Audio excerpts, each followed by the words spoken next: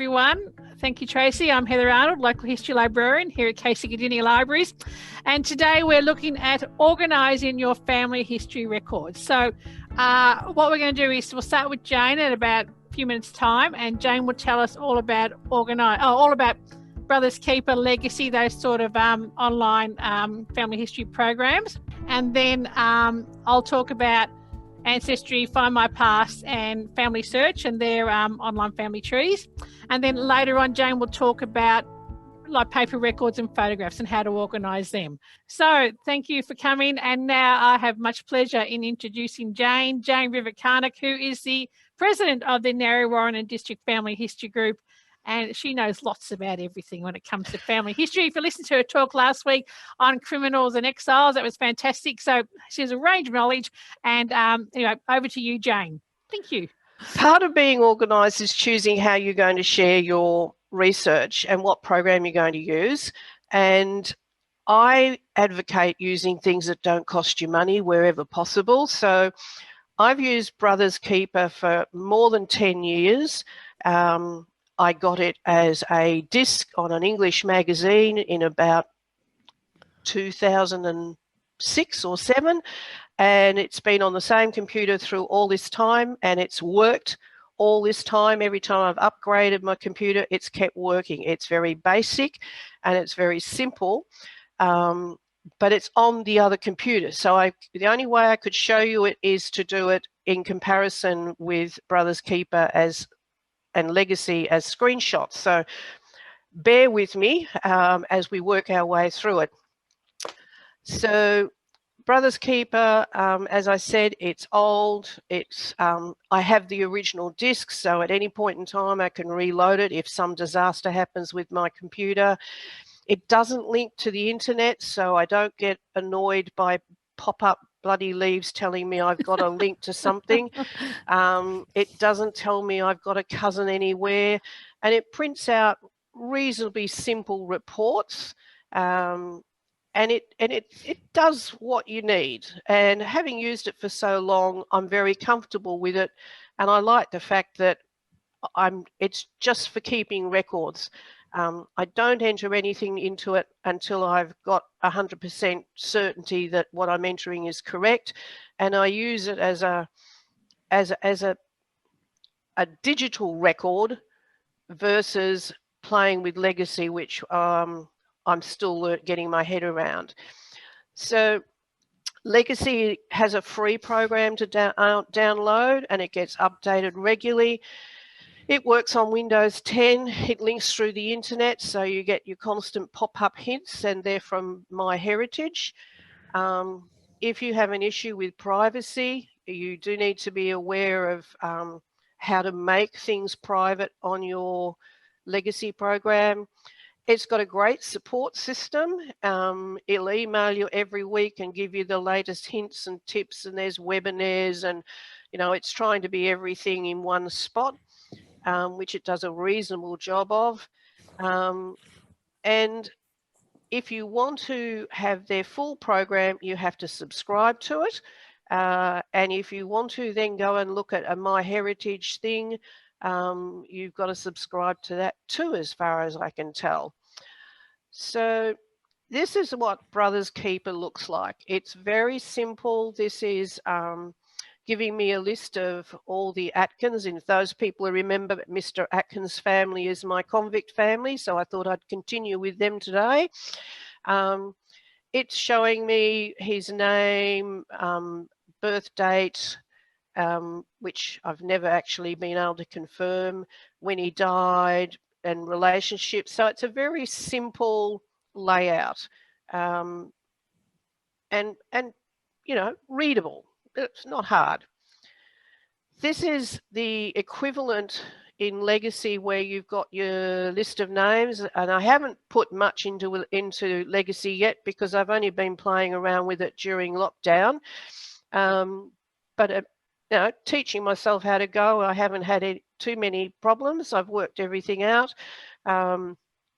It's again showing you your name, your birth date, the basics that you want in your research. This is Brothers Keeper with the way it lays out its pedigree chart, which is very similar to the printed pedigree charts. Again, it's similar numbering system that all the other groups use, easy to read. And this is the equivalent in Legacy, and I actually don't like it because I have an issue with this sort of dark background with writing that you have to go, can I really see that? Can I really read it, even when it's big? But it's the same thing, names, dates, and looks pretty. And if you've got your photographs in there, they're there as well. So then coming back with Brothers Keeper, it does its generation printout. It's quite okay. It gives you your reference numbers. You've got the choice of what information you put in there. You might decide you don't want all the dates in there. You just want the names. It's got the ability to add in, take out, delete. I need to print 1 generation, 2 generations. In this case, I've got 13 pages in there for the Atkins, and it's readable. Legacy, similar. It's got the same information, slightly different layout. It's got your lines showing you who goes where, which sometimes is helpful, sometimes is annoying. In their descendant chart, the other way of doing it is a bit like they're writing a book, where it takes the information you've put in there and makes it look presentable for you. You've got the choice of taking the numbers out. You've got the choice of how you display the people's names, information you've put in there. Same as Brothers Keeper. This is another version of their descendant chart. And both Legacy and Brothers Keeper are pretty simple once you understand where things are. They give you lots of opportunity to fine-tune things to the way you want them. So when you go to Brothers Keeper, this is your page where you're entering all your information. So you can either enter your events and facts, and this has a drop-down menu and something like 40 different categories. Your children, which is this page, you can add a child, you can delete them, rearrange the order, add in your notes, all the basic things that you would want. Now, because when I first started using Brothers Keeper, I didn't know that Joseph had a wife before Isabel. So when I entered Isabel and Joseph in, Isabel went in as the spouse number 1. And it was sometime later when I found out about Margaret, and she became spouse 2, when in actual fact she was his first wife, and she died in childbirth.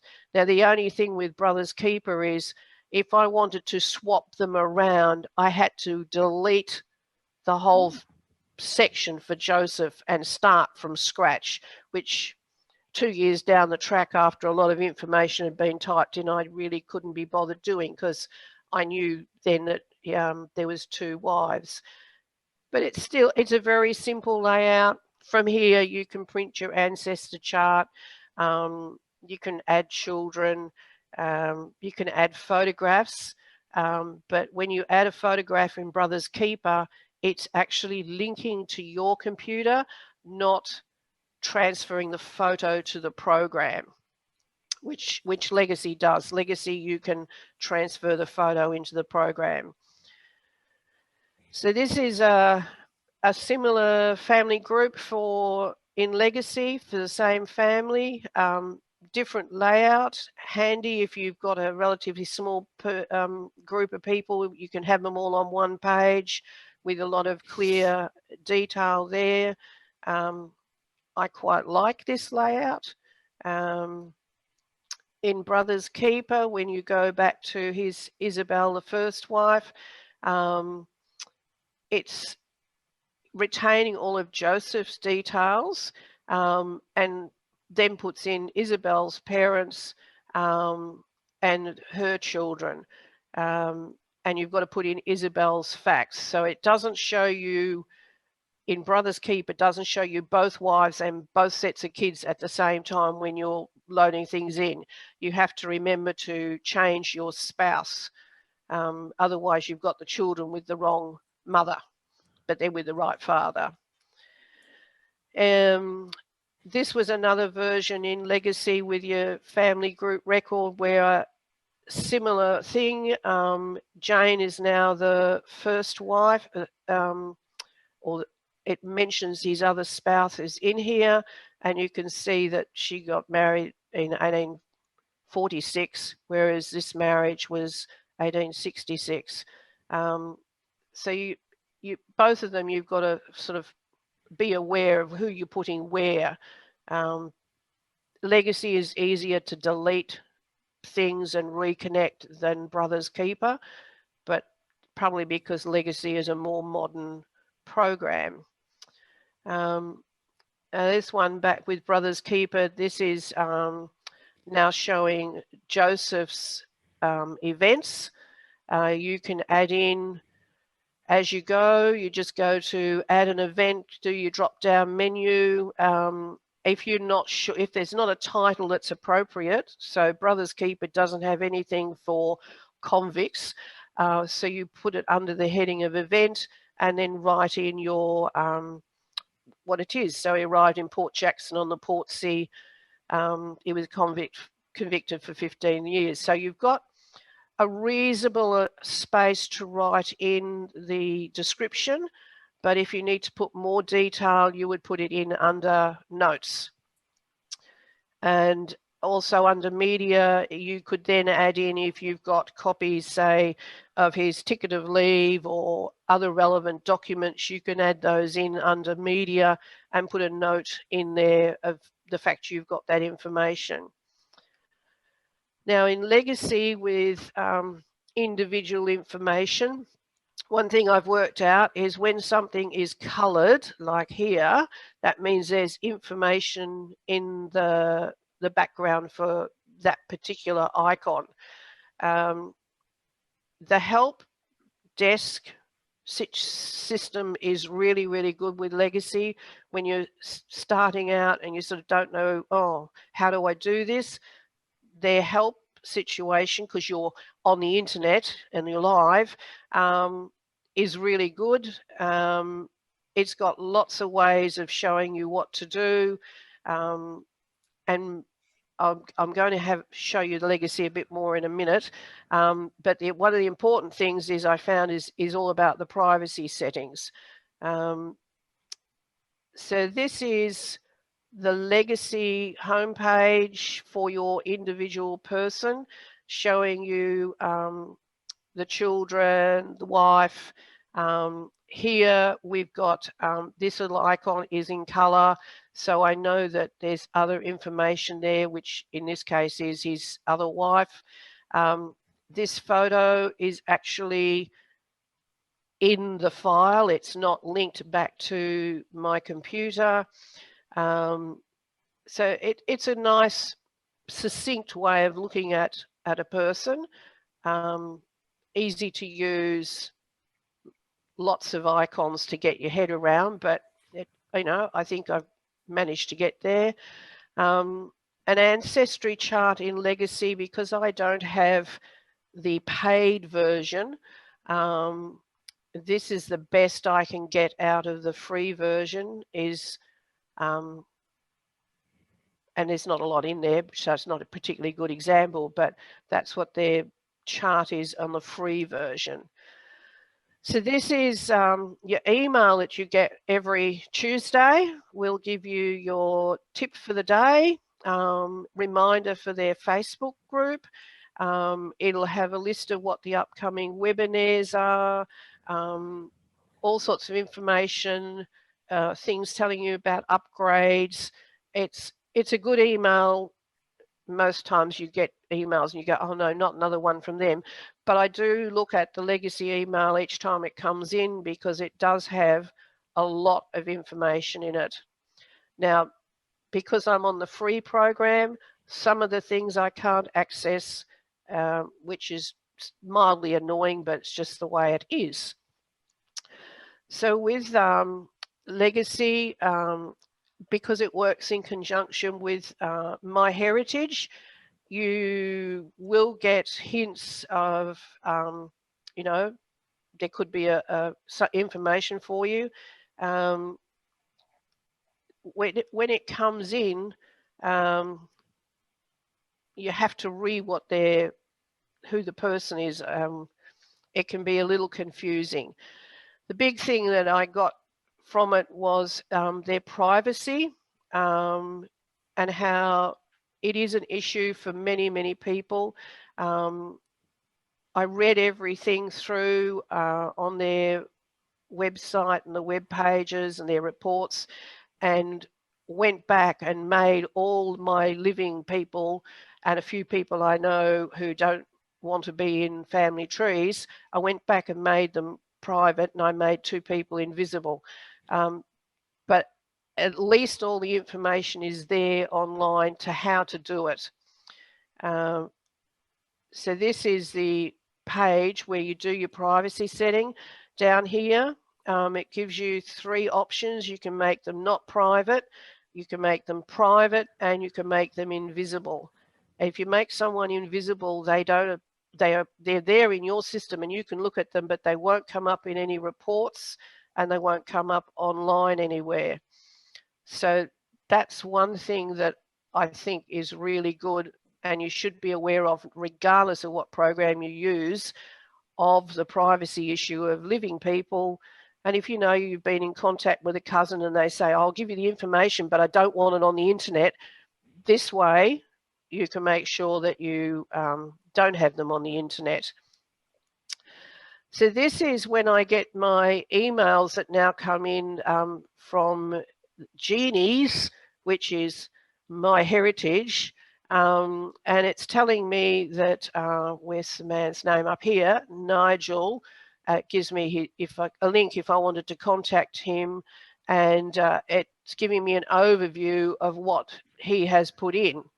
Now, if I was to click on that, it tells me I've got to have a MyHeritage program subscription to get the further information.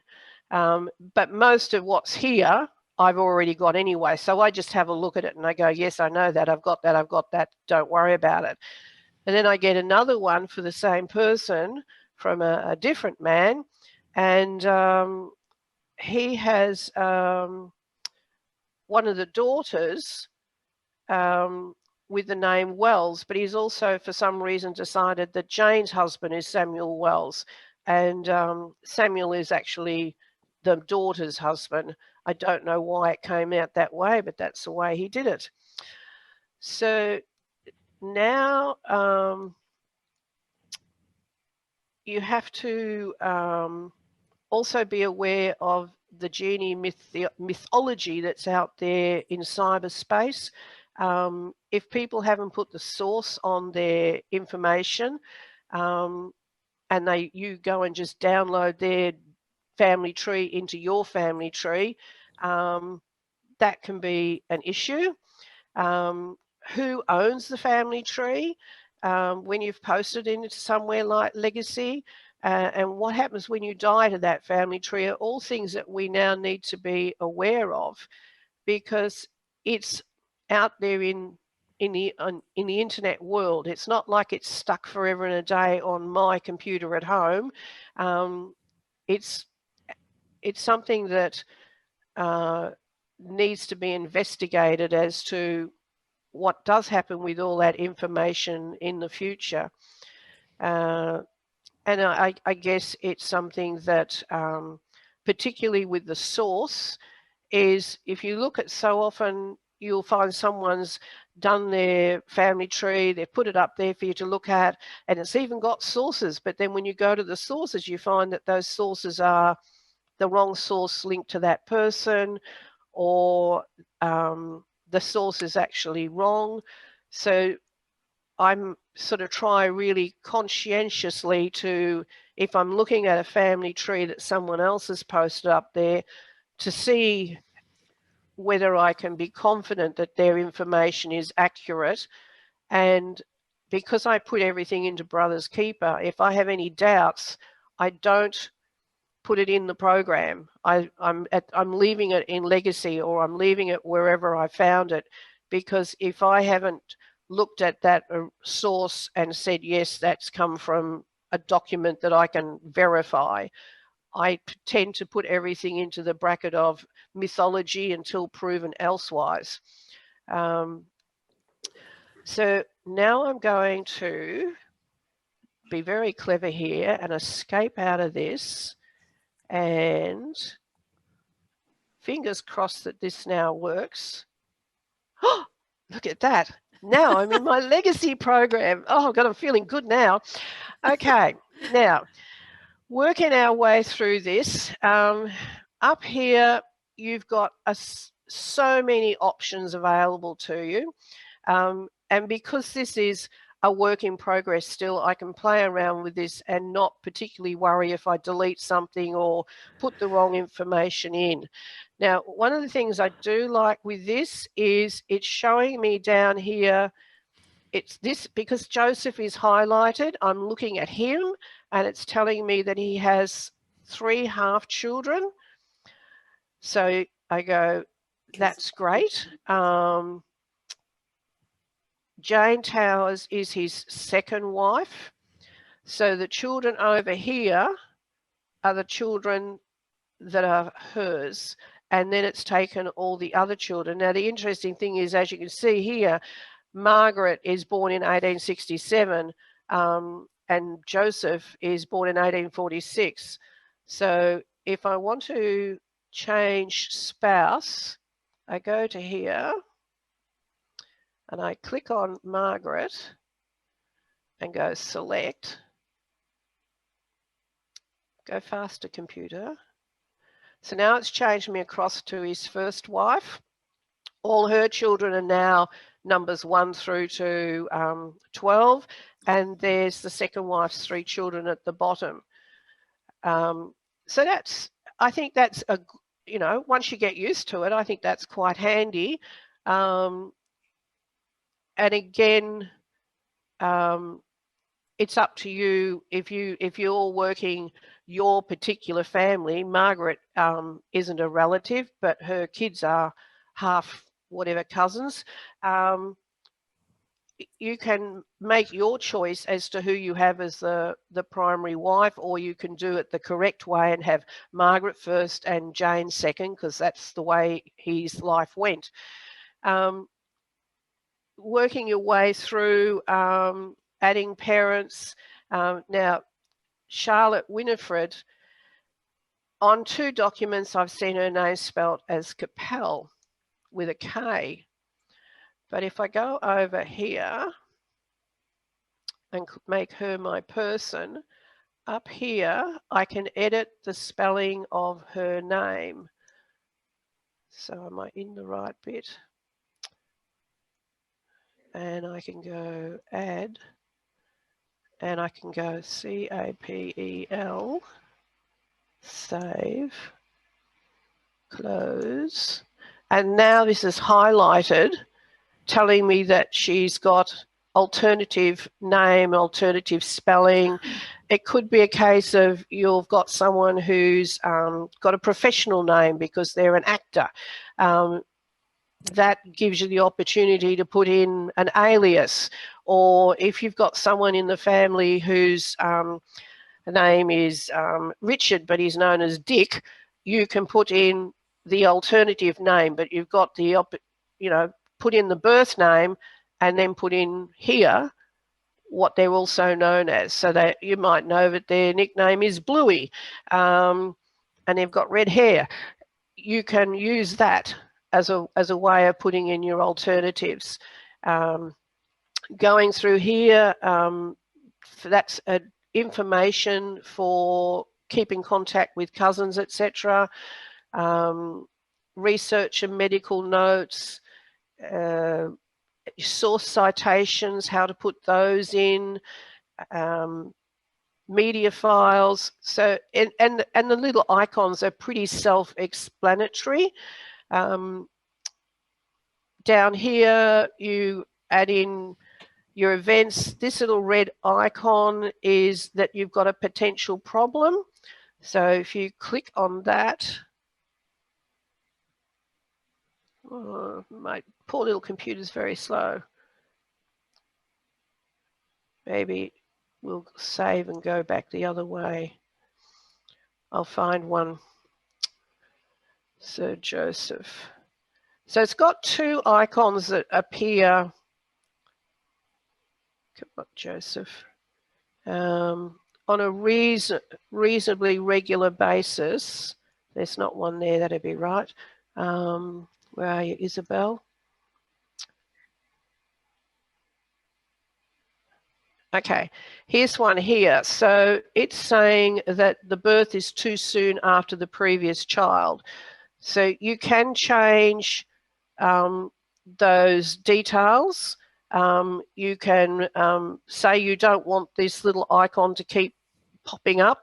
I guess when the program was written, it sort of said you have a child every 18 months to 2 years. So if you're having them 1 year apart, there's a potential problem. But we all, we know that there's premature babies, and we know that people have a baby in January 1 year and February the next year, because it happens.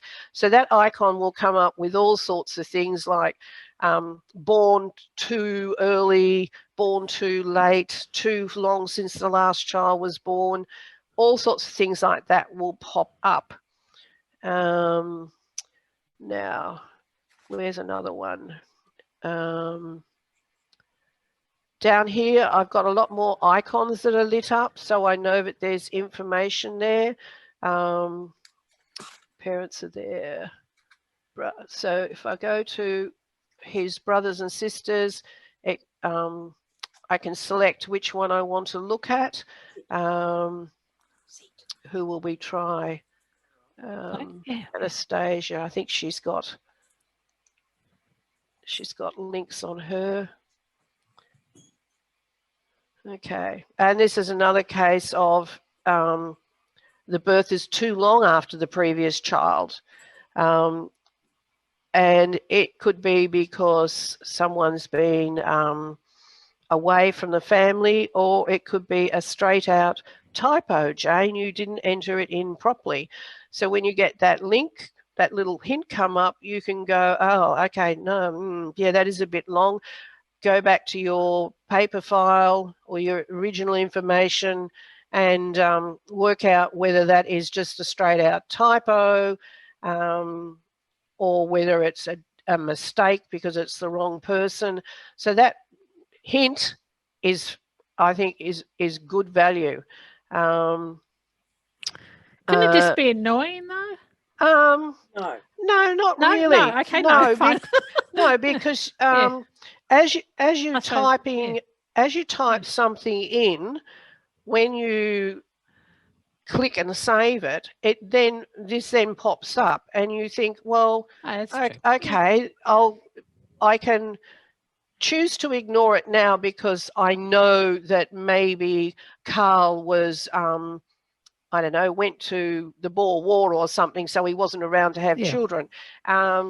Or I can go back to my paperwork and go, oh, Jane, you idiot, that 6 should be a 3, or, you've just hit the wrong key. Yeah. Or, no, he's actually the child of Anastasia's sister-in-law or something. I think that is a handy thing to have. And there's another one that comes up, but I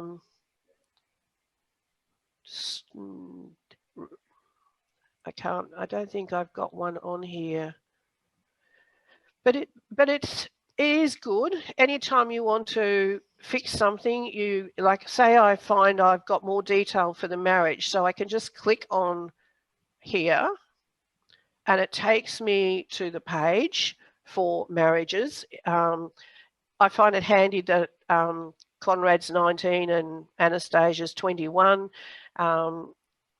putting in the date, so I might now know that it was, I can't think of the name, it's St. Peter's Parramatta. And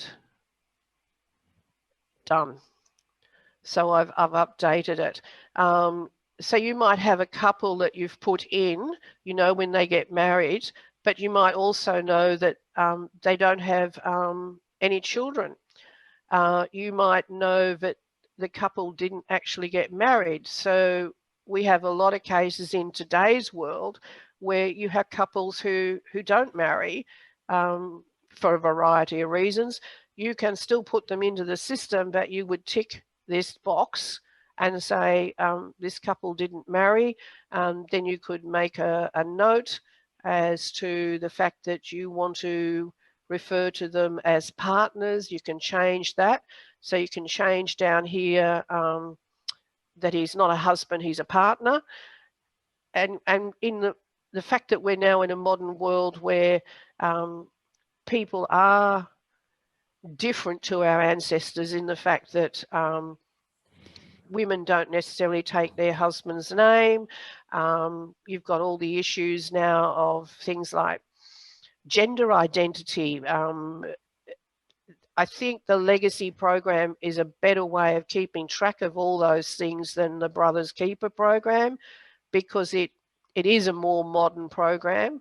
It has got a lot more facilities in it for adding bits and pieces. If they're living people, the fact you've got a marriage anniversary reminder will come up as an email that you, or it'll come up as a message to you. Just like Facebook gives you reminders that a birthday is coming up, or today's the birthday of whoever, your legacy program can do that as well, which for your living relatives, that's handy. Now I'm not going to save that, so I'll cancel it. And it leaves the information as it was. So this is where you're adding in your next lot of parents. So you can click on here and it'll say, you know, add in his parents, or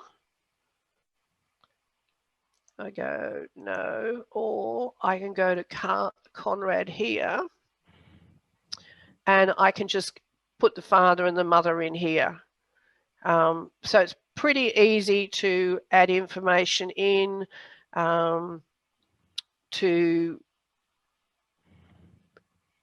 you don't have to do everything at the one time. And because as they become colourful, terrific, it gives you a quick visual of what you've done. So if I want to go back and find somebody, I'm in my name list, I go up here and hope it's not too slow. And I'll go to the M's, and I'm going to use a family that I know has got a few bits and pieces in it. This is some research I did for a friend over lockdown. Oh, wait a minute, go back. I can show you straight away. Go back, machine. Go name. I missed it. It came up and I was too quick. I clicked the button too quickly. Where are you? This is your, I guess it's the ancestry equivalent of green leaves. It's your hints, and it comes up all over the place. And you can look at it or you could ignore it. It's up to you what you do with those hints. They're not a case of locked in stone. Okay, here's Peter. Now, here we've got another one of those born too soon after the previous child. The photographs are actually attached to the files, Let's go with, I think he's got a few more people. I've got notes in here. This is the media gallery. So it's more, you decide which one you want as your main photograph. All the other ones are in here and numbered, gives you the option of writing your description, what your file name is. You can edit it, you can change the order of who's going to be the little photograph at the beginning, but all your media is in the one place, which is good because, you know, you might have only one photograph of a person or you might have 20. I think that's a good thing. In your notes, I've got an obituary for him, which came from the Australian Dictionary of Biography. I did a cut and paste. I didn't retype it and put it into the notes section. The medical section I thought was good because if you've got an issue in your family with health issues, you can put all your information from all your death certificates in here and it will sort out all your relatives who all died of a heart attack or all your relatives who died of old age or cancer or whatever. That could be important for your own health issues. And I've just looked at the clock and it says 10:40 and I'm supposed to stop. I'm being aware today that I talk. So it's good system. It's, you know, if I can teach myself how to navigate around it, you can. I think it's good for a free version that's modern. I'm sure there are other things that, do I want to say them? No. It does constantly ask you what you want to do. It's user-friendly and it doesn't cost me anything. And it's got, you know, so many different options up here. This legacy chart. I'll be quick. We had a question from Rachel, Jane. Yeah. So do the legacy hints work with the free MyHeritage sign up? Yes, that's what I'm in. Yeah. I'm in the free version.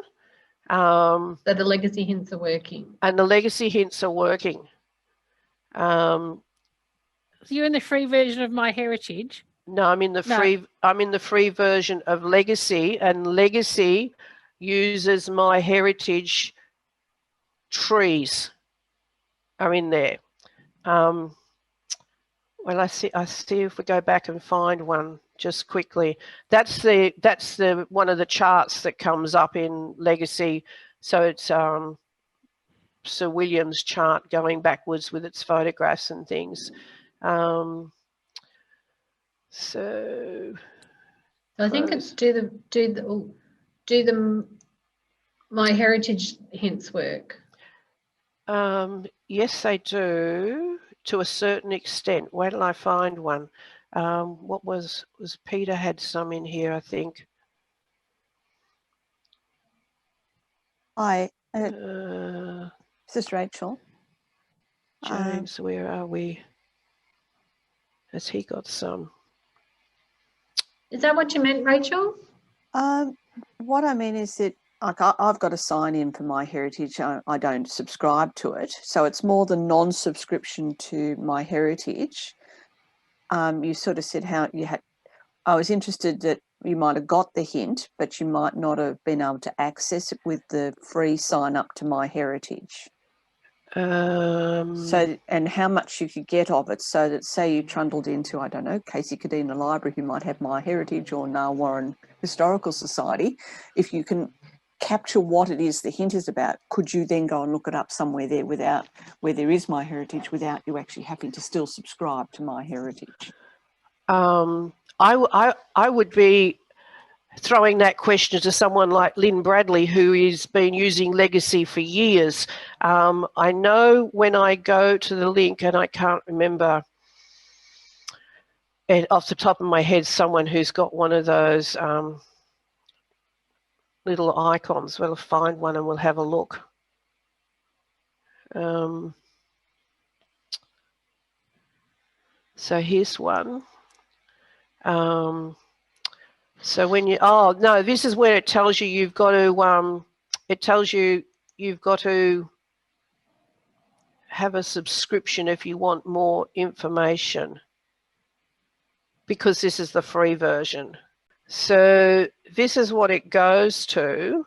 Now, it's saying that it's got the names of the parents, etc.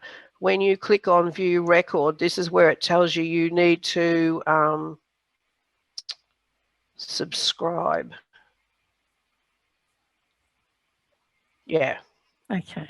So the hint tells you there's information there, but like most things in the world today, now go and spend your $15 a month subscription to get the information, which you may already have anyway, or you may be able to find yourself. So it's the free version is fine for what I'm doing at the moment. I guess at some stage in the future, I may decide to get the full program, in which case I imagine you wouldn't have to have this subscription. No, Jane, the full version of Legacy is different to the MyHeritage subscription. So when you get your hint on the same way, when you get your hint, does it go to the MyHeritage thing or not? It does go to the MyHeritage thing, and like you had up before, you can see what the hint is, like it's a birth, death or marriage record, or it's a newspaper article or a family tree. But if you don't have a MyHeritage subscription, you can't get the information. Ah, okay. So it's fundamentally the same as here. Yeah. Yeah. The same. So apart from the basics in the subscription version, what are the advantages for you? Because I know you use it compared to having the free version. Off the top of my head, I would probably say I think there's better search. I think with the free version you only get 3 tags, and with the paid version you get 9, and I use tags a lot. So what would you tag? You mean say?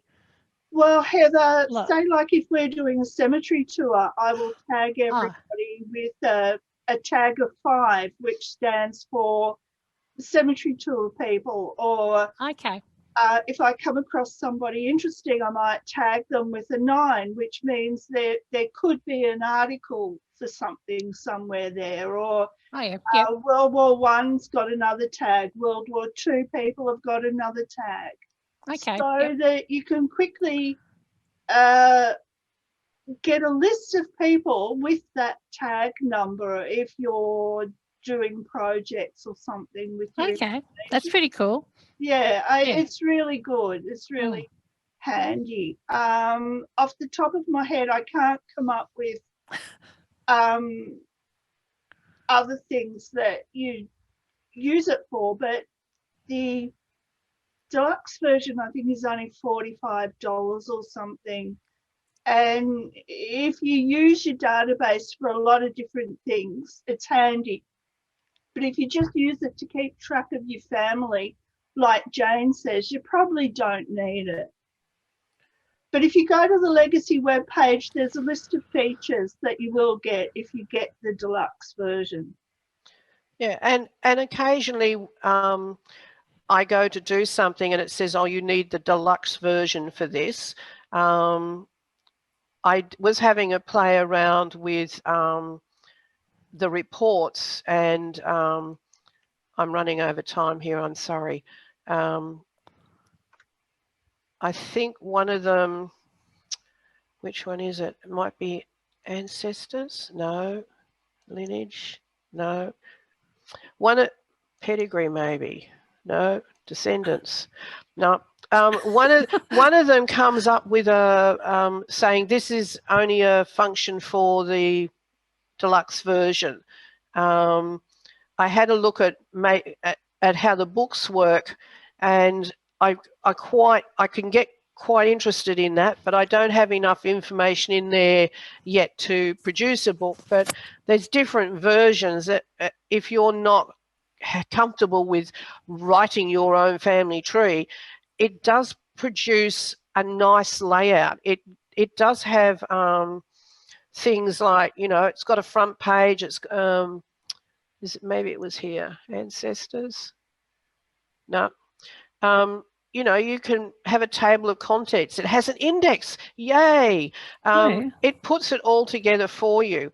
I thought that was I haven't played around with it a lot, but I thought that's got potential for people who want to present their work in a document without all the hassle of actually writing the document. If you put your notes and everything into the program, it takes a while to sort it all out and presents it with, you know, a front page, a list of contents, an index, generations. I thought this was really good. Oh, that was really fantastic, Jane. Yeah. Thank you. Thank you, Lynn. Yeah, thank you, Lynn, as well. Yeah, Lynn's another expert on that, on legacy. We're going to look at 3 programs. Very quick overview of Family Search, Find My Past, and Ancestry, and their online family trees. So you may know that I love Ancestry, and I'll probably be rattling on about that for ages, but we'll just quickly look at the other ones as well. Let me just remember the password. Sorry, it was logged in and now it's logged me out.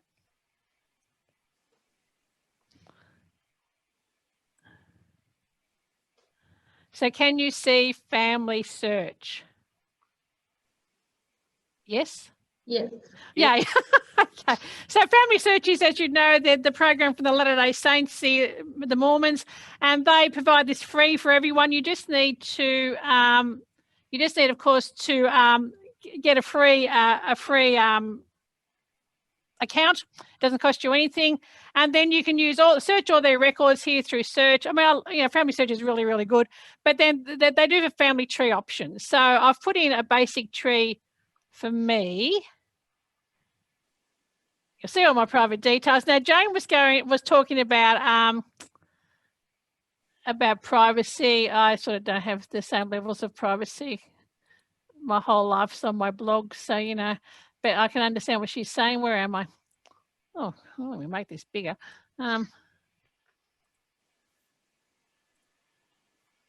Anyway, just ignore everyone you're not supposed to see. So this is me. And then you can just add people. So one of the things about Family Search is I'll just show you how to add a record. That's me, that's mum and dad, and then we've got grandma. So we'll just add, so you can have this view and you can have the other view, the portrait view, which is like that. So it depends sort of how you want to view your family tree. I didn't actually look at reporting. I'm printing things out on this. So I can't really tell you about that, but I was just going to show you how to add a person. Like, this is quite good, and of course it's free. So one of the big benefits of Family Search is it's free. But when we talk about Find My Past and when we talk about Ancestry, of course, you have to subscribe to that and continue to subscribe to access your tree and to add to your tree. So you might want to consider whether they're right for you, depending on your financial circumstances or what your privacy views are, or, you know, or whatever. So so this is grandma here. We'll go to grandma. And one of the things about Family Search is that you can, it's very, when you put a name in and a date in, it tells you this is the approved format. And won't let you put it in the wrong way. So so they're very strict like that. And then we've got grandma. So then we can add a parent, because we've got my great grandma, and so add this parent here, and we can just add in Alfred William. I prepared this earlier, of course. Read title. I don't know why people put titles in. Sometimes you see titles on Ancestry. You think, what the heck is that? I don't do that personally. You can put in Mr., Mrs., Lady, Doctor. I mean, that's fair enough. That's what you want to do. JP, Esquire, whatever. He's a male, of course. He's deceased. He's okay. So then they say that, but we enter his birth date, which is 29 May 1867, and it tells you. And if I click on that, it says, well, sometimes it says that's the approved date. His death date is 11/6/56.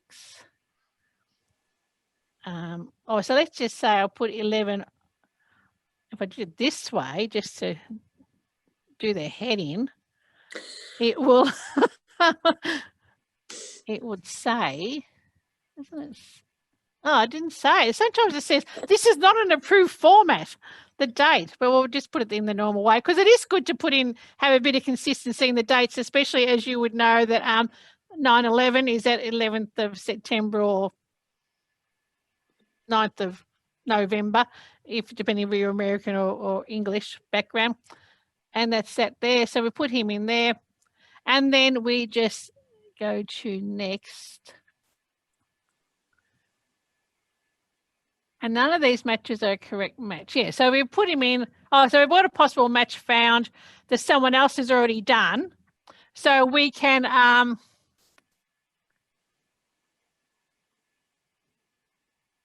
not going to add that. Oh, add match. Let's add that and see what happens. Oh, it gives you lots of choices. I want to do this one. Anyway, we'll put him in. So it is quite easy. So what I'm saying, it is very easy to actually add. But one of the things about family search is it tells you everyone in it gets a number, as you can see here. That's their number. And people can actually edit your record, which is a bit weird. It says, oh, this person's been inherited by Joe Blow. But of course, it's sort of interesting. But I guess that makes it the thing about Ancestry is that you can put any information in Ancestry and they don't care. It can be wrong, can be right, whatever. They don't really give a rat's is what I was going to say. As long as you've got information in there. But like family search, they are a lot more keen to get, because of the way the Mormon church works, and they like to have things accurate, and they're a lot more keen to get the correct information. So that's why if you clicked on copy ID, let me click on him. And nothing happened. Anyway, you do find that sometimes you find that there's a little note that pops up. This record has been edited by Joe Blogg. So I guess that's one of the good things about family search is that if you put the wrong information in, you do you can find that other people have edited it. Whether they're right or wrong is the other issue. So that's them. We'll just go back to the there's a very quick overview here. Back to the tree. And they also have hints. If you go down here, you'll see this here, which is a source. So that's a record hint. That's his probate record. This one here is a find a grave. So they do hints as well. Now, and this one here, that's someone I didn't put. Oh, this is the one here. So this is Sarah Mills, my great grandma, and she's got a red dot meaning, missing Charles, standardized. Carl, yeah, Charles, she's her father.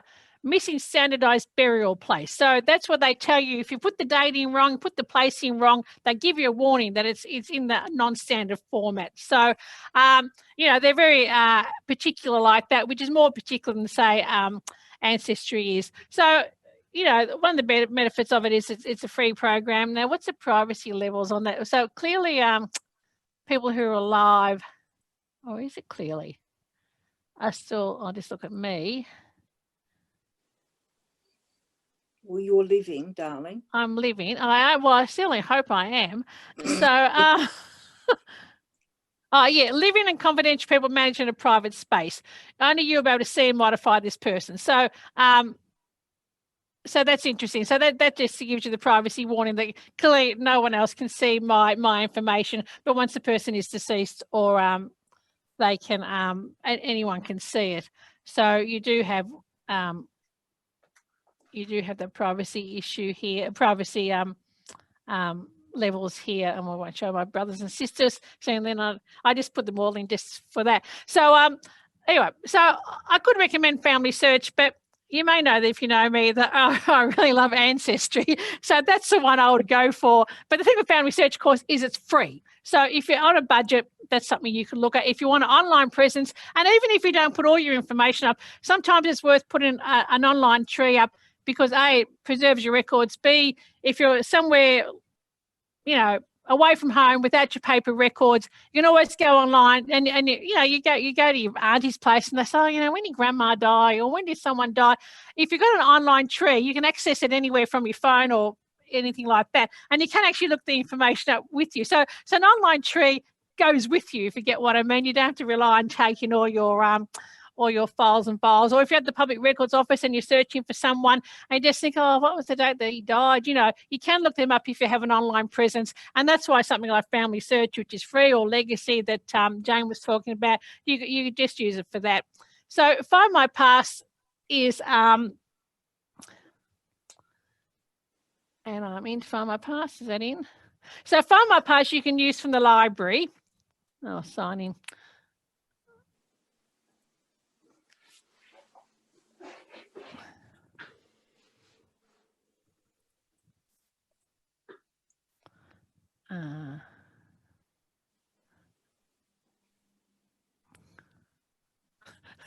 Okay, let's just log in again.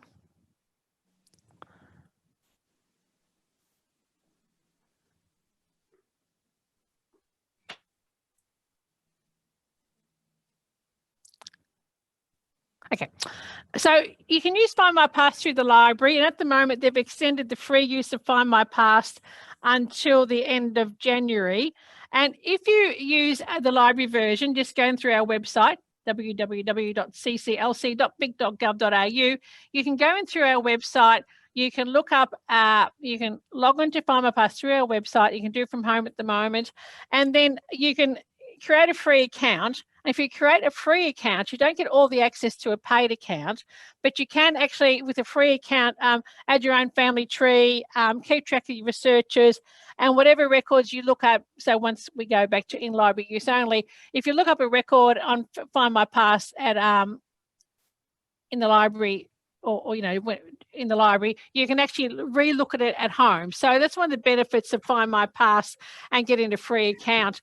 So I've just put a tree up on Find My Past,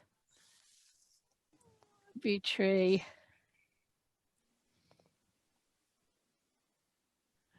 And we'll find my tree.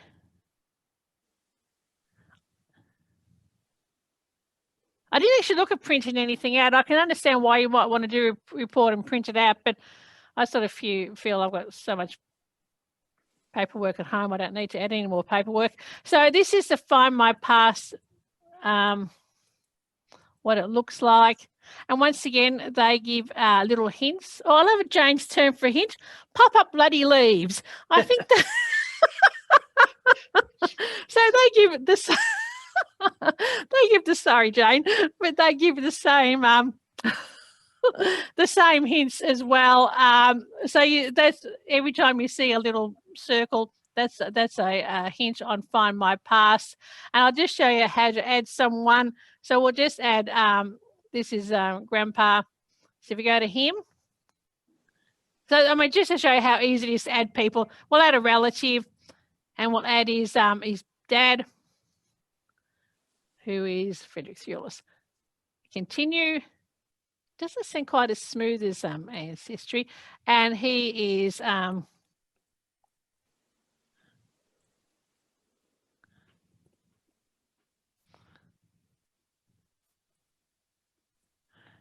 and he's deceased, and he continue. And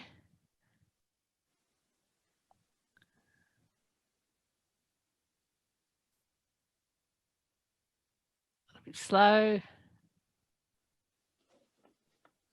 They're making you work for it, aren't they? I know, yeah. So this is just the internet. Continue connection. Deceased. Okay, well, oh, hang on. Sorry, I should have scrolled down, which is one of my failures. Sorry. And scroll down to make sure you put the gender in. So that was my fault here. And his date of birth, I do that all the time. I never scroll down. Should be a lesson. 12th of August, 1857. And he died 09. 1918. Okay, so we've put in the basic information about my great-grandfather. Continue. You've added, thank you, that's done. Right, so now that's done. So that's just how you add everyone else, and already, focus on Frederick. So that would be, oh, I see, focus on Frederick. That's how you have him as your main person that you're looking at. Yeah.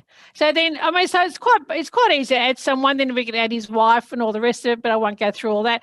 So I don't mind that, but I just like Ancestry better.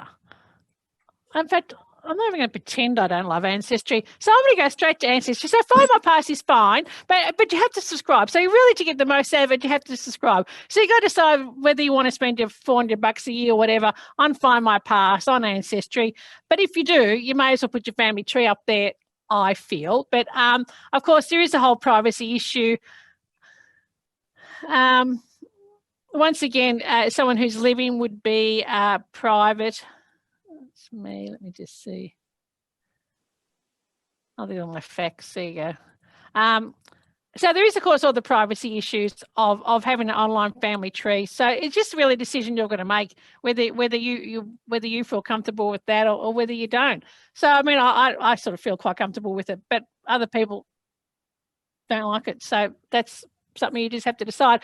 So if I was choosing between Find My Past and Ancestry, oh gosh, I'd be choosing Ancestry because I just love Ancestry. So we subscribe to Ancestry through the library service, and you can at the moment use it from home until the end of March. So they've extended that. You can use it, log into our website, and then click on Ancestry. You can use it from home, and then you can just add your, you can't actually add your family tree to Ancestry unless you're a subscriber. So, you know, once again, you have to decide whether you think it's worth spending whatever the money is. I mean, it's all right for me. I'm working. I can afford it. So, but if, you know, people on a limited budget, you may not want to spend $400 a year on Ancestry, but that's what you have to decide.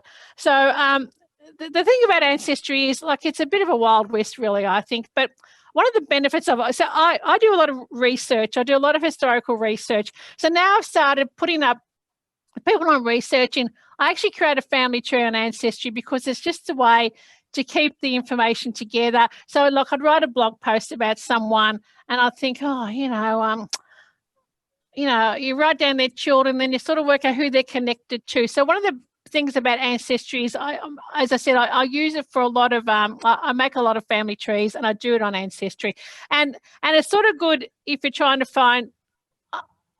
I just find it sort of keeps your records together. So that's one of the great things about it. It's a good way to do that. I mean, I could write on a scrap of paper, but you know, like, I just lose all that.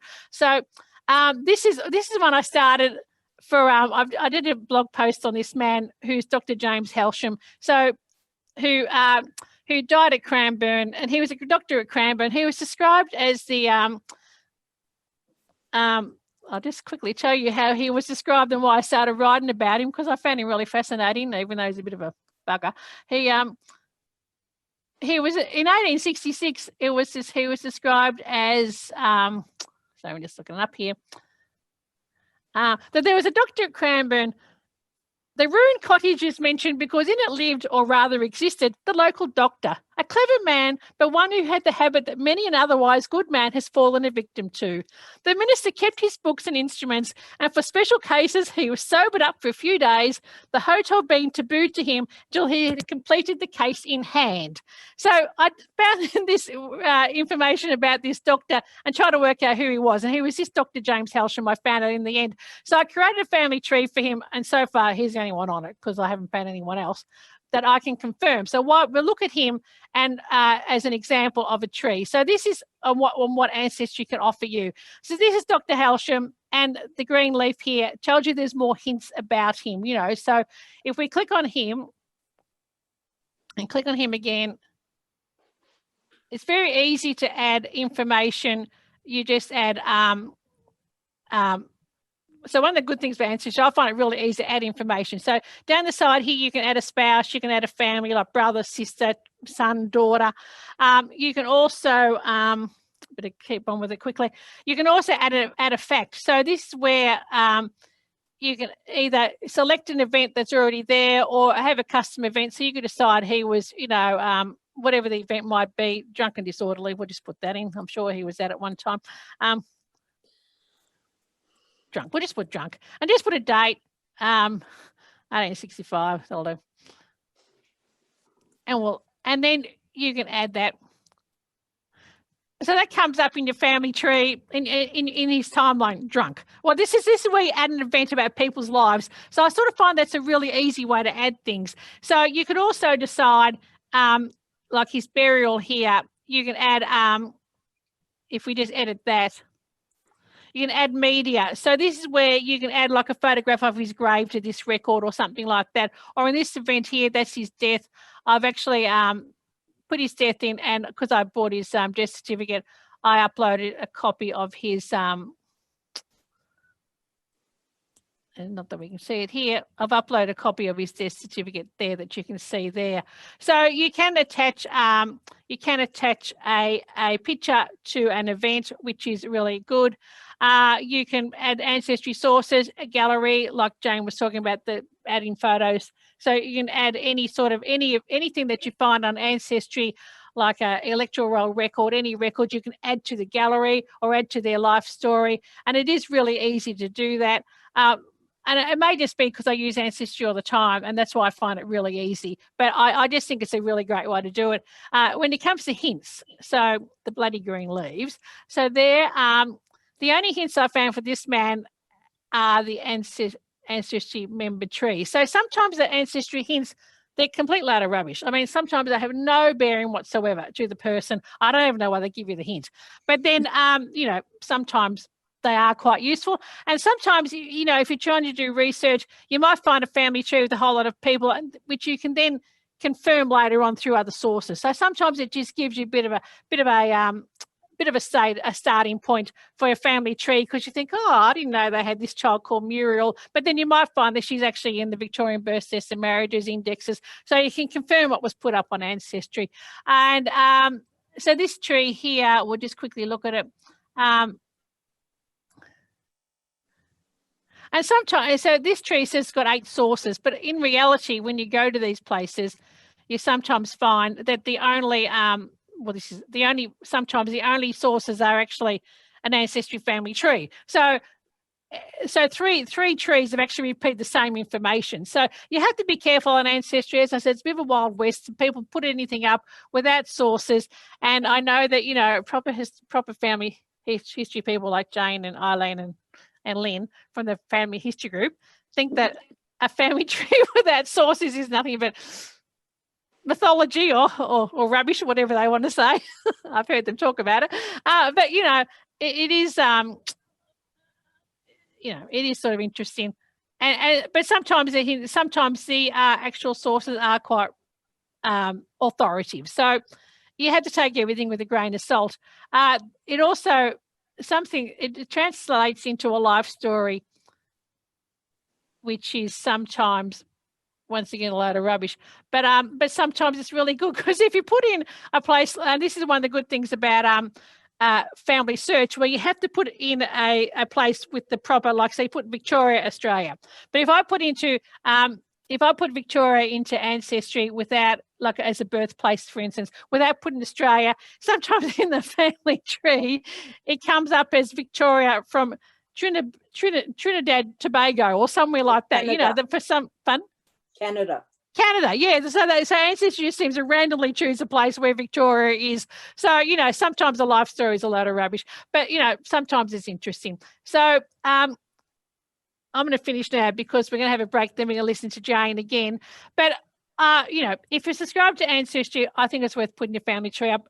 Can I just say that people who are alive, this is my own tree here. So because I'm living, like I'm actually private. So anyone on Ancestry who's alive is still private. So you don't get, people can't actually see any information about me. They come up as private on the tree, and you don't even see the name. So so there are those privacy things, and you can see here how often I look at this, how many hints that I've got. And you could spend, so all in all, I have, because I have so many trees, about 1,000 hints to look at, which I, you know, really can't be bothered with. The other thing about Ancestry, What are the blue circles? The blue circle means You're linked to them. I'm linked to them. That's your family. Oh, okay. Oh, okay. Oh, I see. So if I had this other tree. I haven't noticed them on mine. I'll have to check mine. Oh yeah, because this is not. I just made this up. That's not your family. No, that's made Casey, because I was so annoyed because someone said she was related to someone. I thought, no, she isn't. So I made a family tree up just to prove them wrong. And there's the other reason about you want to subscribe to Ancestry. Yeah. Anyway, that's beside the point. But yeah, okay. So, and also if you through. So that's showing your DNA linking. Thank your you. Family linking. Yeah, so that's this is actually my own tree, which you'd hope would be showing that. Oh, well, that's good, because otherwise. So Okay, if you I'll go have to into check your mine. DNA circle, it'll show up those people as. So if you go to, say, like Joseph Albert, it'll then have little trees that come off him, and they will you're linked to. Okay. Yeah, that's cool. So somebody think I else will have a activated that. tree that is Through linked lines. to you. So through lines suggests Yes. you may be related to one or more matches through. Oh, yeah. Yep. That's if you've done your DNA. That's good as well. So I'm going to quickly finish now, because we're going to start with Jane. So we're going to have a quick break anyway. So what I'm saying is, you know, there's reasons to be on Ancestry. There's reasons to be on Family Search. There's reason to be on Find My Past. You just have to decide whether you want to spend the money or whether you want a really public tree that links to others. And you know, sort of, as I said, I use it a lot I use Ancestry family trees a lot in research. So there's other reasons why I use them and why you might use them. So, you know, and also you can be collaborative as well and have other people add information. So that was a very quick overview. Reasons why to organise your family history stuff. I mean files, I mean everything. Now, I will confess that on the end of my kitchen bench at the moment, it's about 7 files. I'm a bit of the pot calling the kettle black, because even though I intend to do these things, there are days when they don't happen. I will admit first up that during lockdown, I'd made the big discovery that I bought one book 3 times. So being organised would have saved me $50 on 2 books, if nothing else. Because when I look at all the things that I've accumulated, it's more than just paperwork. It's more than just family history files. I've got Grandma's teapot. I've got my grandfather's medals. I've got the christening cup. All those things are part and parcel of your family history. Newspaper clippings, all the things that you accumulate and you think, oh, this could be handy, I'll hang on to that, need to be filed or sorted under the 5 Ws. So we'll have a look at, first of all, the top 5 reasons why you should organise your files. And I'm using files loosely. I mean anything to do with your family history. It will save you money. Nothing worse than finding out you've just bought a birth certificate that you bought 5 years ago and you bought it again. It will save you time, because when you go off to a library and you're researching away and you come home and you go to enter it in and you find you've already got it. Very annoying. It'll help you solve problems if you're more organised, because you can clearly see what's missing and you can find the connections of easier. It'll make you more productive. It'll make you more focused, and it'll make you happy if you work efficiently without wasting your time. And it's going to make you easier to live with if you don't have every surface in the house covered with your stuff. So, can you find it? Now that's a pretty, you know, that's a family history desk. That's somebody who is knows where everything is, but it doesn't look like it. You know I've got it on this pile here. I'll go through it. I'll find it. I've spent an hour. I've found it. If I had filed it, I would have found it in 5 minutes, and 45 minutes of time would be more productive. So it's a case of collect everything, sort it, label it. So when you've got everything there, sort it into families, then sort it into individuals, then go and make a cup of tea. Think about it. What was it I was really wanting to do with all these things? When you look at all of it, decide, am I a paper person, am I a digital person, or am I somewhere in between? Do I use both systems and make them complement each other? If I'm labeling and naming files, be consistent across your paper files and your digital files. KISS principle, keep it simple, stupid. Don't reinvent the wheel. If what you've got works for you, stay with it. Don't swap over to somebody else's system because you see it and you think, oh, that's fabulous. If it's not you, you'll never stick to it. And remember the 5 W's, who, what, when, where, and why. Attach that to everything that you've got, and you'll be able to sort and file things with a bit of practicality and without too much stress. So starting off, photographs. So we've all got photographs. Some of us are organised and they're in an album. Some of us might find we've got 26 albums. They could be, like my sister, they're all in an old suitcase, just all thrown in there. Get your photographs out, and the same thing. Sort them. Are they originals? Are they copies? Go through them, put them into family groups, put them into people groups, identify who's in them, and it won't necessarily be people. You might have photographs of headstones, houses, churches, all sorts of things connected to your family history. You've also got to decide what you're going to do with the originals. Are you going to keep the originals after you've scanned them, or are you going to hand the originals on to another person in your family, maybe 2 generations down? You've got a great nephew or somebody who is interested and will look after them. If push comes to shove, if you've got them all identified and you know that all these people come from Ballarat, offer them to the Ballarat Historical Society. Make a decision what you're going to do with all those original photographs in the future. Don't leave it to your descendants to go, oh, gee, Mum really like, and they feel guilty because they're hanging on to them and they think, oh, I don't really want it. Make the decision yourself as to what you want to happen to those original photographs. Identify who's in the photograph. Identify how you got the photograph. Was it something you took? That becomes the source of that photograph. Was it something your father took? Was it something an aunt sent you as an email? Make a note of where the photograph came from. And that includes slides and Dad's home movies. And if you've got Dad's home movie, is it still on, you know, Super 8? Did you manage to transfer it to VHS? Did you manage to get it onto a DVD? Have you put it on the most current system, or is it still on the original one and potentially lost to all time? So now's your opportunity to think about those things and label them and make an index of all of the photographs in your computer so it links to your people.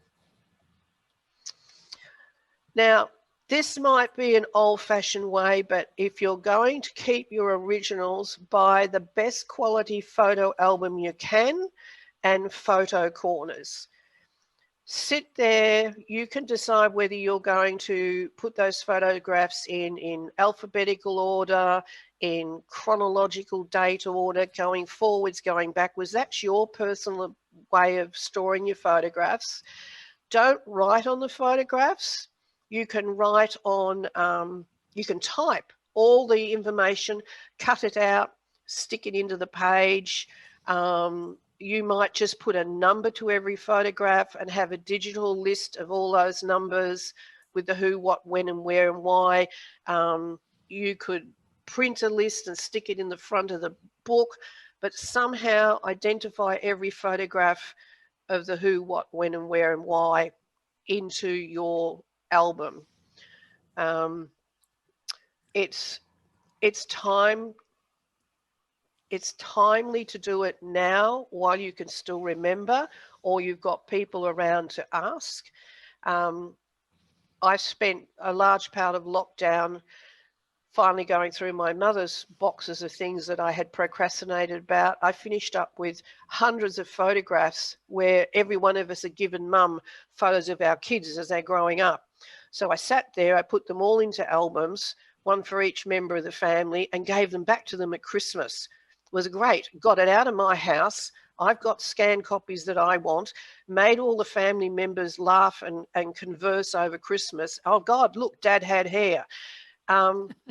I've moved them on, but I've kept the ones that I want, and they're scanned.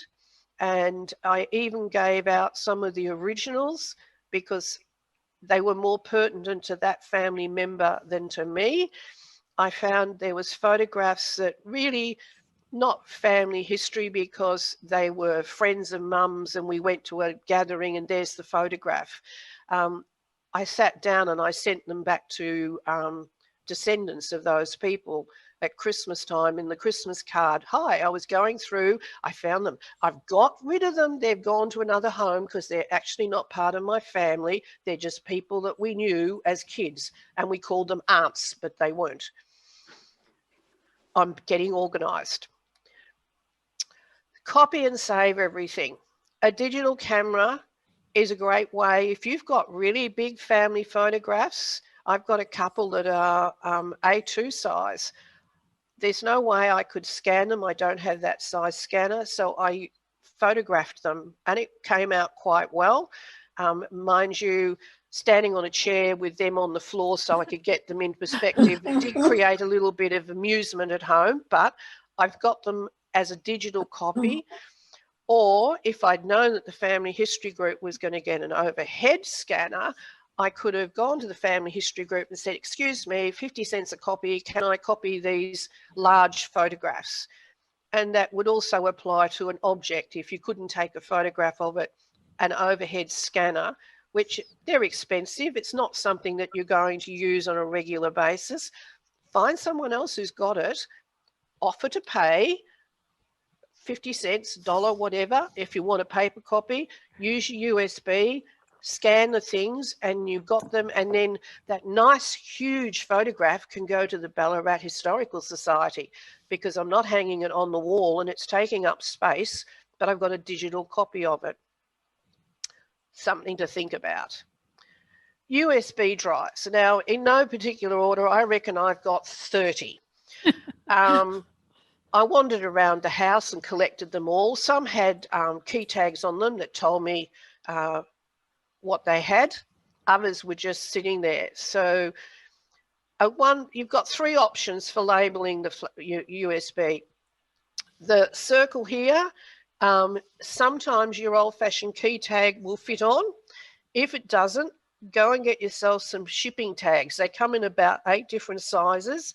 You can write on them what's on there. You can give it a file name that matches a family, and you can attach it and it just hangs off the end. If you can't do that, nail polish works. You can write a number, make a list of all the ones you've numbered, stick it somewhere where it's, you know, not going to get lost.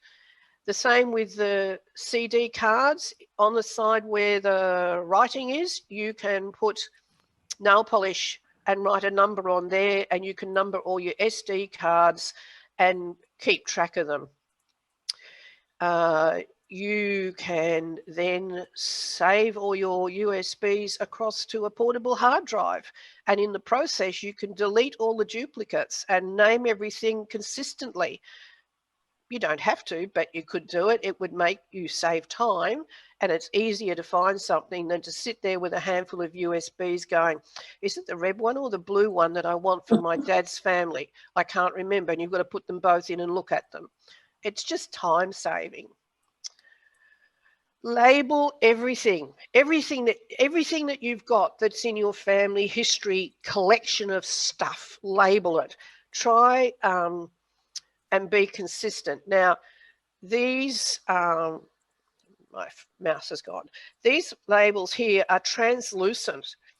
They're really good to put in a book or a document over the name. So say you've got a book that's a pioneer book, and you want to just quickly flick through, you can put those translucent literally over the name, and it sticks out in the book. Or you've got these ones, you know, your message arrows that you can tag on the end of that flicks the page open. You've got these sort of labels which you can use to label so many things, because you just write on them, peel them off. You've got labels you can put in your computer and print off for your CDs, for your files, whatever. I'm not advertising that you go and spend a fortune at Officeworks, and I don't have shares in Officeworks, but labels are really handy, and you can color code. So much now is colorful. You might decide that you're going to color code your family. So look at all the files that are out there. You might say, okay, Dad's family is red, Mum's family is green. But if you go back a few generations, you've got 32 great-great-grandparents, and you've got to run out of colours. So say to yourself, okay, Dad's family, all the line of Dad's family is all going to be green, or it's all going to be blue, or whatever, or it's all going to be named the same way. Work out what works best for you. This portfolio filing system for the art students out there, if you've got one or you go to Officeworks, they're not that expensive, but they'll hold a full page of a newspaper. They'll hold your document because you graduated from university. All those sort of things that you don't want to fold up and get scrunched up. If you don't have access to a large digital scanner, you can store them in here, or they're things that you want to keep. You've got somewhere to store them in. Now, you can also get the same size in a archival box where things will lie flat. It's handy for those sort of big items that you think, where am I going to put it? Continuing our color coding, now you can get so much that's color coded. So say you've decided I'm going with green, or in this case, let's choose red because it's there. This is a box file that looks like an arch lever, so it's the same size as your 3-ring folders. It's neat, it's tidy. You can put any sorts of things in there, and you go, okay, that's Dad's family, it's red. And you've got 2-ring binders that are red. You've got your accordion files where you might decide that your accordion file is going to have all your certificates in it. You've got your suspension files that are now color coded. I have one of these on my desk, and if I'm working on a family, I'll quite often pull the 3 or 4 suspension files out, sit them in the container on the desk so they're there while I'm working on them. Then I put them back in the filing cabinet later. All options for how you're keeping things. and they're colourful, and you can quickly find what you're looking for because it's filed somewhere. Storage options. Now, this storage unit, you go, okay, it's got place for my suspension files, it's got a couple of drawers, it's on wheels. You've got to probably put it together, Mr. IKEA, with your thing.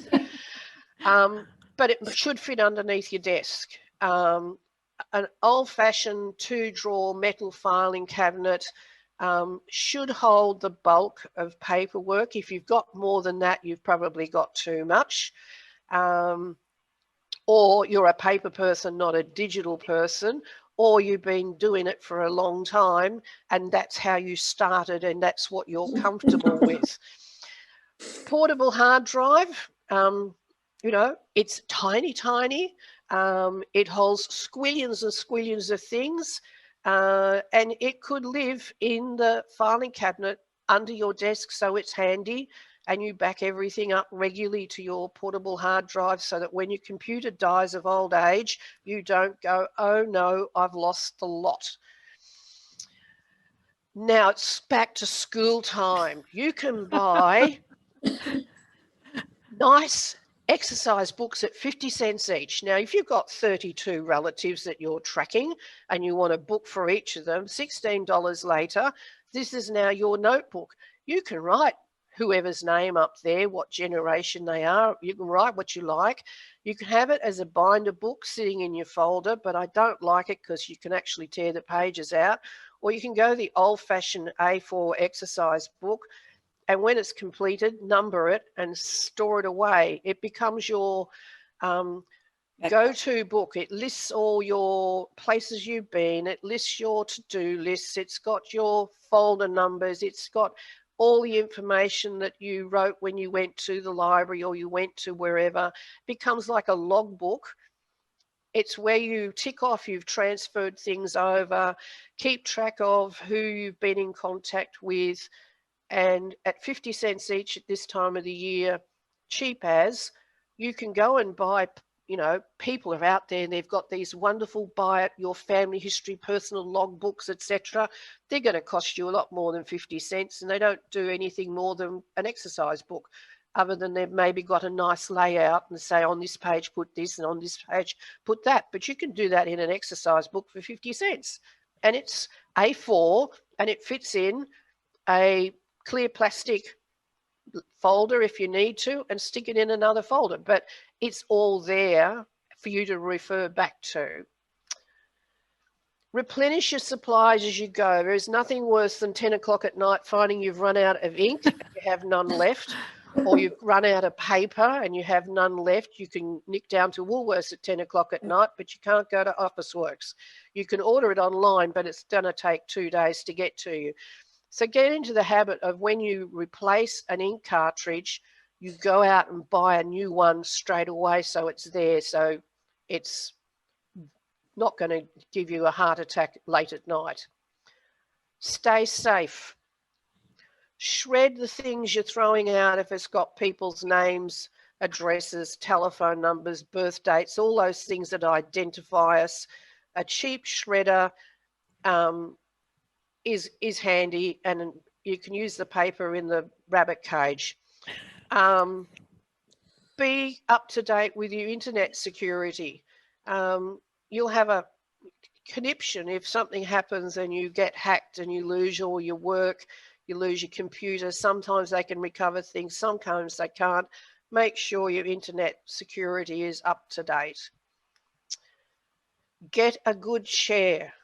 It'll save your body. If you've been sitting on the chair for 4 hours because you got lost in an internet site and it's not comfortable, you won't be able to stand up straight. Get yourself a desk that works for you, where you can have a book out, you can have a file out, you've got your computer on it or your laptop. Find something that works for you. I spend a lot of time at the kitchen table, but that means when it's tea time, I have to pick everything up and move it away from the kitchen table, and it migrates to the end of the bench till tea's over, and then it comes back to the kitchen table, and then it migrates into the room where the computer is, and I load everything in, and then it might get to the shelf. But if you've got a desk where you can sit at and it's a pleasant place, you probably sit at it more often. But I don't like being locked at the other end of the house from the rest of the family. So I spend a lot of time at the kitchen table. So this is my work in progress man. I like him. He's got his files are on the shelf. They're pretty close to him. They're labeled. He's got sticky notes around his computer telling him reminders of what it is he's looking for or what the file numbers are that he's using today. And you can see he's in the process of working. Now, if you've got your own room and your own desk, you can walk away and leave it there and walk back in. But if you're sharing with other people, you have to make more of an effort to be tidy and neat and put things away so that somebody else can get to it. This is the end of the day. Now, this is not me. I am not this tidy. I certainly don't have 3 desk lamps. I'm not sure why this person has 3 desk lamps, but some people are. Some people are naturally neat, tidy people.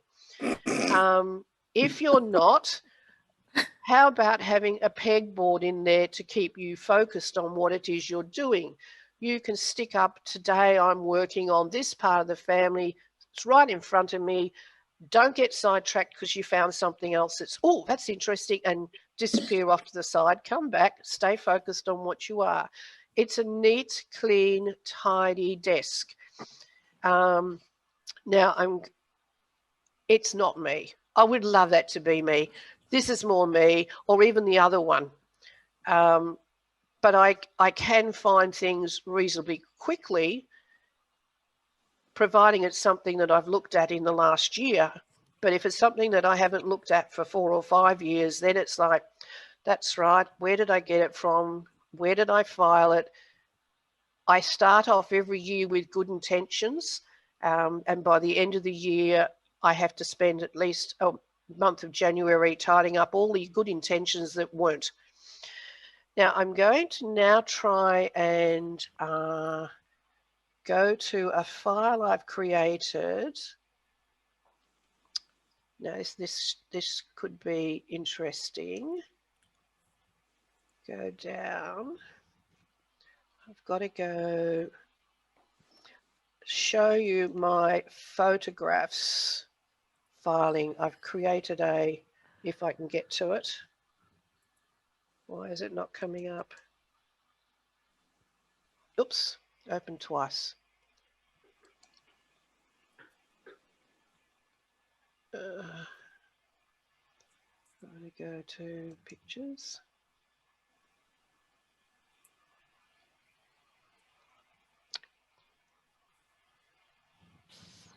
I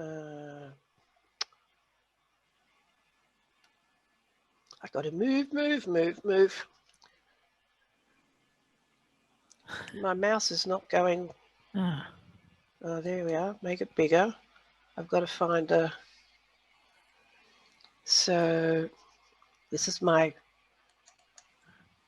file I made up for today. Okay. So this is where I've just dumped everything I could think of, all sorts of variety of Atkins. I've got in here photographs, I've got things I've snapped from newspapers, I've got documents, I've got all sorts of things. So if I'm being a really, productive person, I'm going to make my new folder. And I'll start with Joseph J. Atkins. There's one small problem. I have 2 Joseph J. Atkins. I have Joseph Joshua and I have Joshua Joseph. And there is I know there's a Joseph James and there's a Joseph John in the family. So that's not a particularly sensible file name because I know there is others. So I'm going to rename it and we'll make it Joshua Atkins. Go back. Right. So I've got my new file name. So in here, where's find a Joseph? There's his photo. I'm just going to zoom him up into here, and he's up. And I'm now working away. Now, I know I've got various documents and things for him. So I'm now going to make a sub-file in here, and we'll call it photos. Even though I'm in a photo directory, I'm making my sub-file, and I'll move him in. Go in, Joseph. Right. So I may as well make a new folder now while I'm at it. And we'll call this documents. Oh. Documents. And I'll go back. So that's Ezekiel. So I don't want Ezekiel. Okay, so I know this one here is when he falls over. It's a newspaper article. So I'll just shift that up into Joseph. This is the front page of a book. I had the habit when I was traveling around. This is in the days before having photocopies everywhere you go. I always took a photo of the front cover of the book, so I know where it came from, and then the page that's inside it, and it tells me, you know, where it came from that way, and the file name tells me the same thing. So I know I can shift that into Joseph, and I can shift that into Joseph. It's very, very slow. So you just work your way through and then make your subfolders. I've got headstones in here, photograph of the homestead, so I can shift that across into here.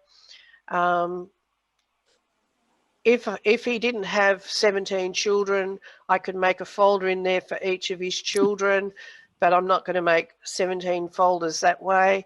I've got his wife, so I've got two choices with his wife. I could make her under him, which makes sense because our family histories are geared towards the men.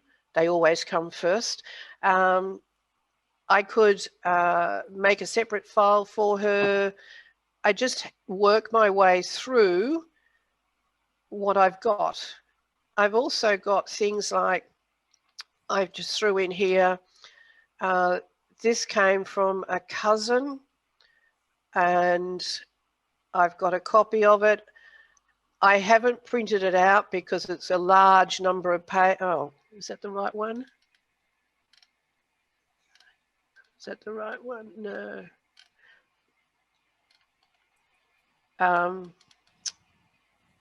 Yeah, that's an overview of Jane Towers, which is his second wife.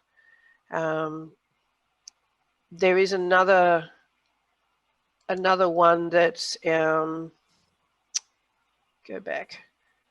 That's even bigger.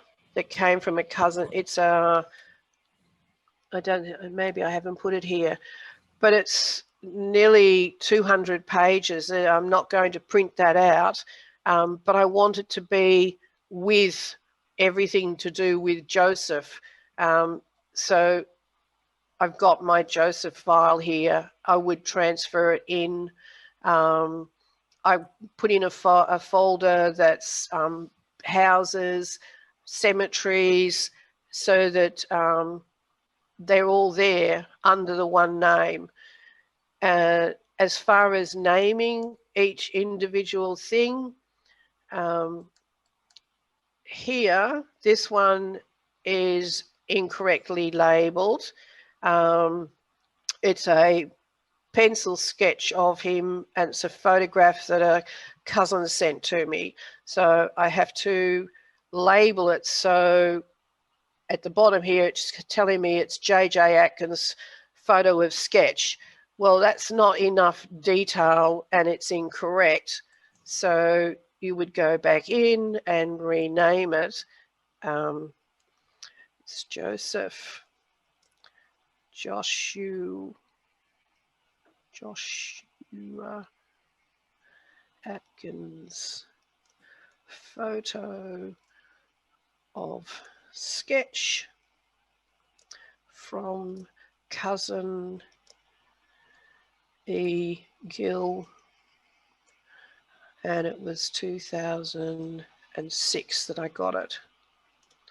So I know now the photograph, its description is more correct. The name is spelt fully and where I got it from. So you go back and you go, okay, that one's right. The homestead, you know, okay, that's a reasonable title, but it's the name of the homestead. So it should say Bendolba, New South Wales, because there could be another Canangala homestead somewhere else. So I've identified the photograph further. This one is Joseph of Bandon Grove. He's had a fall, and you go, okay, that's fine. I happen to know which newspaper it came from, but if anybody else is looking at it, they don't. So I'm going to rename it. So it's from Dungog Chronicle. So I've got the name. Oh, that spell it right, Jane. CH Chronicle, 1900, injured falling tree. So it just says Mr. Atkins. Well, I better put in the right Mr. Atkins because he had 8 sons.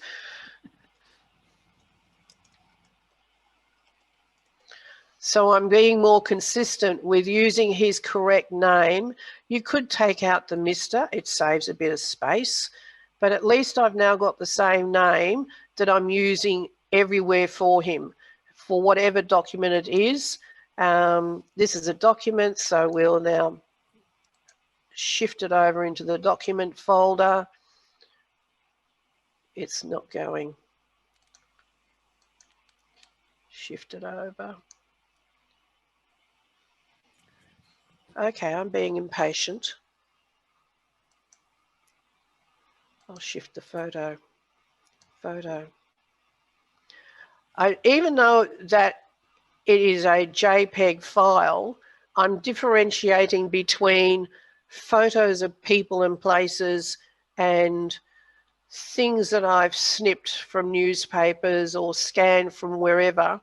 If it's paper-based thing from a letter or an email or something like that, I think of that as a document and move it into documents. It's the way my brain works, but not necessarily the way your brain works. So it's choose the thing that works for you and go with that. I wish it would move. Okay, not going to move. I'll go back. And you can do that for everything.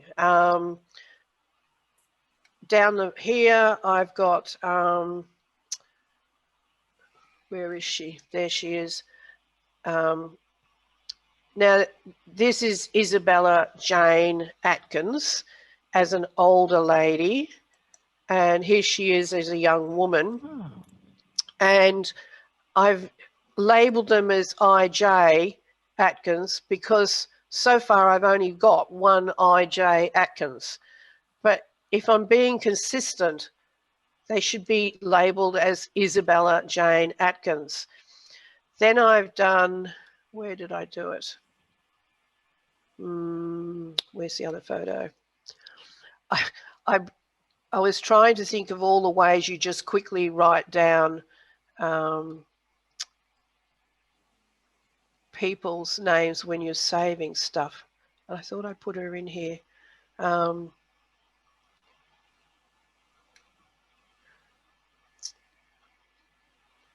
Where did she go?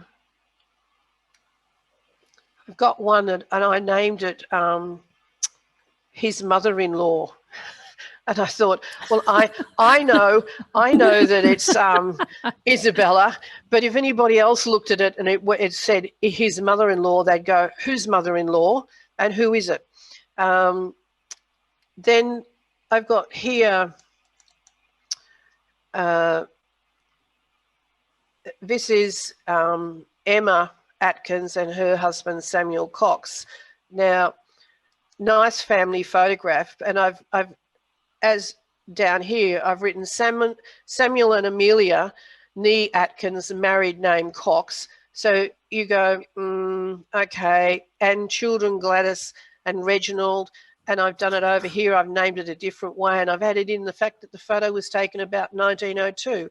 I've managed to scan the photograph twice and name it differently, but similar twice. So you would delete one, choose the appropriate one that's consistent with the way you're naming things, and get rid of the extra. Headstones. I went to, on one of my holidays, to the cemetery. It's in a little church in the middle of the bush. Photograph headstone doesn't really mean much because you can't read it. That one's a little bit clearer. In a practical sense, naming them would be, I've written here J.J. Atkins grave in Bendolba, and that one I've just written Bendolba. Rename. Which J.J. is it? So Joseph, Joshua, grave Bendol. It's actually St. Peter's Church, Bendolba, and make it number 1, because this one should have the same thing, and make it number 2, so that they'll both come into the file back to back.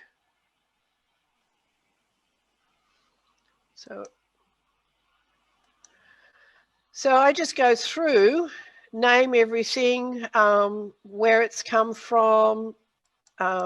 This is actually a photograph of the church and the churchyard, so that would go into Joseph's folder. I could make a note that he was a church warden here. I can put an arrow that shows where the grave is, so that it's all being put in the one spot under the one file name, which just makes life easier when you're researching something that you haven't done for a few years, because a new thing has become available, and you go, oh, look, now I can find all the baptisms for the Newcastle diocese at the Newcastle University, which has recently happened. And I sat there merrily going away, copying and saving all the family baptism records off the original register. When I went back to the file, I had to go, oh, that's right, this is how I'm naming everything, so that it stayed consistent. It's it's more a case of what works for you versus what I'm saying you should do. Because if I go back and look at things that I did 10 years ago, I'm nowhere near as organised, and I'm systematically, when I come across them, updating the file names, putting them in the correct folders, making sure I have a copy that's saved on the hard drive, on the portable hard drive, and I've got it on a USB stick, and a lot of the photographs I've got the originals of. So I'm covering all bases. When there's a fire, I have to pick up the laptop, the portable hard drive, the photograph album, the dog, and my handbag, and head for the car. What about your husband? He's going to be driving the other car. Oh, fair enough, yeah. Which I've already loaded with the rest of the family history stuff that I Right. can't bear the thought of losing. So you won't take any clothes with you? No, you can buy clothes. Yeah. You can buy clothes. You cannot replace True. your years of research. You can go and redo it, but you won't necessarily have the photographs that, and I think they're more important than necessarily your folders. So I will just close that down. I have my father's family, fundamentally, he's yellow. It has a label on the front. It tells me each of the families, so the husband's name and the wife's surname. It tells me that it's got Australia and New Zealand, England and Ireland, and it's from the 1700s through to 2020. This is my, if I'm starting my research folder, I have my, Narry Warren family data sheet, which when I first joined the group was one of the things that they gave me, and I kept it, and I think I've photocopied probably a couple of thousand of them since, and that's where I write my notes when I'm researching, before it goes into my Brother's Keepers folder. It goes into here. It's in alphabetical order. I have a pedigree chart at the front of the folder, also from the family history group, day one when I joined them. As I fill it in so that I know who belongs to the family quickly. My brain works from the furthest one coming forward. So the start of the book is the first generation that I've established back in the UK, and I'm coming forward in time. So as I come forward, I've got more and more pages in here. Apart from the fact I have a page for each person, I've put in my change of generation. I've got my label at the top telling me who's in this generation. It's quite handy because I could do a quick search on my computer program, but I mightn't be in that part of the room. I might be sitting at the kitchen table as per normal, and somebody else is using the laptop, which would be very annoying, but he does. I put in my copy of the photograph for the person. I don't put the originals anywhere other than in my family original albums. I made the big discovery that when you take photographs to a girlfriend or a cousin and you leave it in a park and it gets in the Geelong newspaper that a photo album's been found and you realise it's yours, you've got to drive to Geelong to get it. So I don't take originals anywhere anymore. I've got copies, and if I lose that and the Geelong police station have it, that's fine, they can keep it, I won't drive down. But I have it in my folder with the things that pertain to that person. If I get to my New Zealand family leg, I've got photocopies of the original certificates. All the originals that I purchased are filed in the filing cabinet, alphabetically under Baker, under New Zealand, blah, blah, blah. So they're all there. Wills, because once upon a time you couldn't download them off the internet. Their originals are in the filing cabinet. The copies are in my work folder. Things that I found that relate to the family. So here's, I printed out, this was when the first families were done in 2001 for the change of the millennium. It's an overview that one of my cousins did. It had a link. I got in touch with her, and we've shared a lot of information since. So the original one that started with all her emails are in a digital file under emails, under Joseph Joshua Atkins. Subtitle came from Helen Balfour, but the ones that I refer to often are in this folder. And I know if it's in this folder, I've verified it, I've transferred it to my Brother's Keepers program, and I can carry it, you know, to the kitchen table or wherever. And this is those people who remember the other day. That's my Ezekiel. Not a lot on it, because I only just discovered that he went back to England. So that's what I'm working on at the moment. It's here, all in the one thing, but so is the rest of the family, for me to flick backwards and forwards, because I'm a paper person and that's the way I work. And I know other people aren't, and they've got it all on their computer and they can flick backwards and forwards between their computer. This is what I like. And that's what it is about your family history. Find what works for you, that you're comfortable with, that you're going to make the best effort to maintain. I really try every year to start off with my New Year's resolution of go back and do the filing that's still sitting in the in tray, to be filed tray, which I do really. I go, oh good, look, I've done it. I've got it in the tray. It's in the computer, but it hasn't actually been filed. So we might finish up with you, we will Jane. finish up with that. So once again, Jane, you are wonderful. And I think the message is find out what works for you, best for you, and be consistent. Consistent in naming, consistent in labelling, consistent in all those things. I think that's a good lesson. Thanks, everyone. Thank you very much for attending. Thanks, Jane, again for your wonderful work. Thanks for all your contributions and your input. Thanks.